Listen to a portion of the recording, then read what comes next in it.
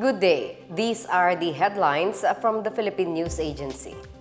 President Ferdinand R. Marcos Jr. has directed government officials to intensify relief operations in areas affected by the recent 6.8 magnitude earthquake in Mindanao. More on this from Wilnard Basilonia. President Ferdinand R. Marcos Jr. is actively monitoring the situation in Mindanao despite being in Honolulu, Hawaii for a working visit.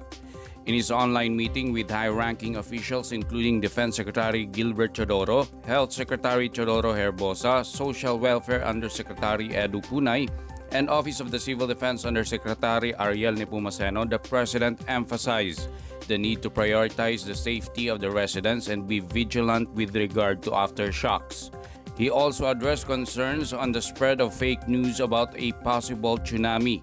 The National Disaster Risk Reduction and Management Council, or NDRRMC, said the earthquake has affected about 2,489 families or 12,885 individuals in Sarangani and Davao Oriental. 9 deaths have been reported for confirmation.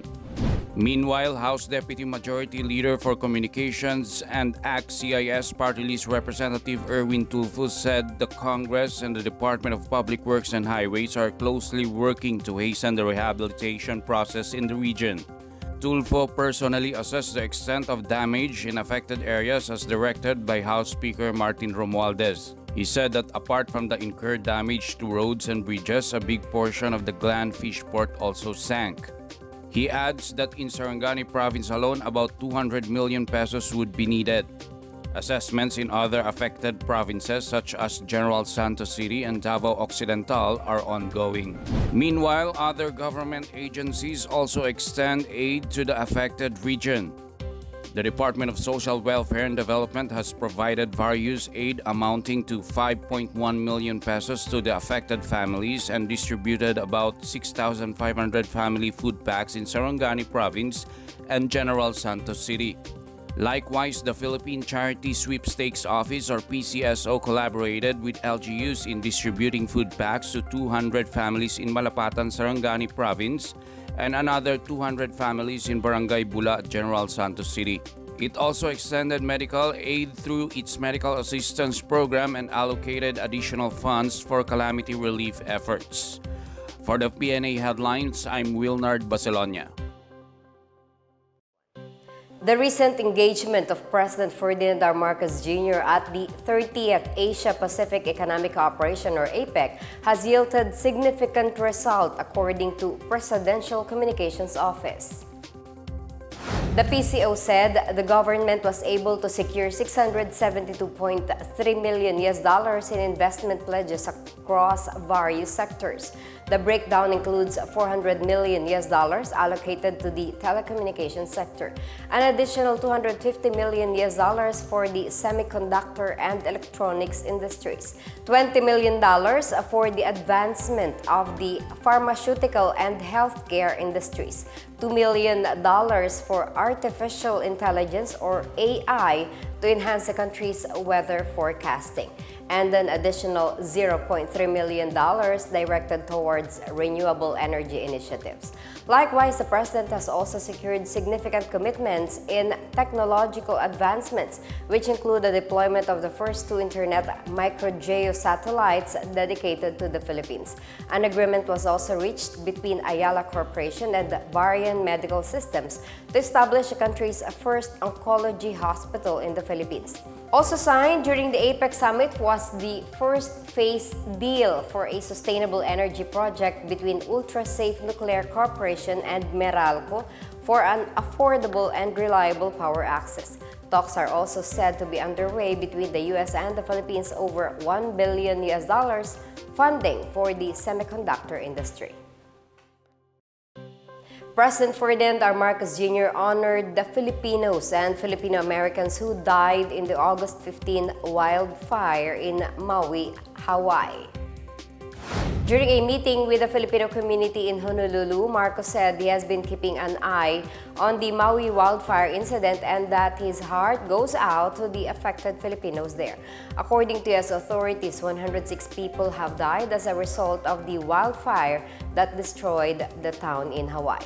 Marcos also offered prayers for strength and resilience for the families and friends of those who passed away, as well as those striving to rebuild their lives after this tragic disaster. He also expressed appreciation for the warm reception from the Filipino community in Hawaii. Meanwhile, the president also highlighted the significant contributions of the Filipino community in Hawaii to the economic development of the United States island state. He also took the opportunity to thank those who helped his family during their stay in Hawaii and for the support he got during the election. Over the years, Filipino Americans and Filipinos have contributed such a great deal to Hawaii's economic development. Our connection began when 15 Sakadas arrived in 1906 as plantation work. They left sa Lumagi Port in Ilocos Sur. Yun yung una. Kaya yung ating nung 2006 we were able to celebrate the 100th year at yung mga kamag-anak ng mga unang sumakay na immigrant workers, plantation workers dito sa Hawaii ay nakapag-celebrate kami kasama pa namin ang governor ng Hawaii noon. The Land Transportation Franchising and Regulatory Board, or LTFRB, assured the ongoing transport strike that started today has minimal impact. In an interview, LTFRB Chair Teofilo Guadi said the regular traffic flow and the passenger turnout remain unchanged throughout the morning rush hours, except for some key areas such as Novaliches, Commonwealth, and Pasig City. He also said that the agency has prepared for the 3-day strike and special permits were issued to ply around 12 routes identified by the transport group Piston. Moreover, the local government units also provided free rides. Guadi said they already reached out to Piston and is willing to reach out to other transport groups as well, such as Manibela, to discuss their concerns and demands. Piston has mounted a 3-day strike to protest against the upcoming deadline for the consolidation under the Public Utility Vehicles Modernization Program. Guadis explained that they have made the consolidation process easier for the operators to comply with before the December 31, 2023 deadline. He said operators no longer need to complete the process but only need to file for consolidation. As of October, only 60% of public utility vehicles have consolidated nationwide. Nag-strike pa lang Piston. So, nag-reach out ako sa kanila. Akala ko pa naman saan ko. Panibela, umalis na eh. So, tinalapulis ako dyan. Sa ngayon, wala pa naman sila sinasabi sa akin. Two weather systems are expected to bring rain to a large portion of the nation, according to the Philippine Atmospheric, Geophysical, and Astronomical Services Administration, or PAG-ASA. The Weather Bureau said a shear line is expected to bring about isolated thunderstorms and rain showers in the Visayas, northern Mindanao, Caraga, Bicol region, and Mimaropa. The northeast monsoon is also predicted to bring isolated light rains throughout Metro Manila and the rest of Luzon, along with light rains over Cagayan Valley, Apayao, and Quezon. Isolated rain showers are also expected in Mindanao due to isolated thunderstorms, while moderate to strong winds and moderate to rough seas are predicted for Luzon and the eastern Visayas.